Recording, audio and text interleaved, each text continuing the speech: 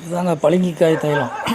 அடிப்பட்ட எலும்பு முறிவு, இரத்தக்கட்டு, ஜவ்வு விலகல், இந்த மாதிரி சம்மந்தப்பட்ட அனைத்து வலிகளுக்கும் இல்லாத விதமான எலும்பு சம்மந்தப்பட்ட அனைத்துக்கும் இந்த பளிங்கிக்காய் தைலம் அருமையான தைலம். இந்த காய் பாபநாசத்தில் மட்டும் தான் கிடைக்கும். அங்கேருந்து வாங்கிட்டு வந்து இந்த விறகடுப்பில் தான் காய்ச்சணும். ஸ்டவ் அடுப்பு, கேஸ் அடுப்புலாம் காய்ச்சினா பவர் இருக்குது.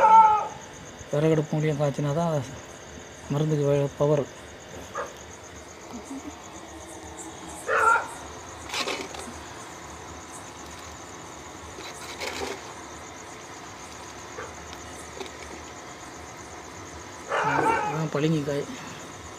பளிங்காய், விராலி இலை எல்லாமே அதில் சேர்ந்துடும். பூண்டு, சுக்கு, ஓமம், இப்படி பல மருந்துகள் சேர்த்து தயார் பண்ணக்கூடியது.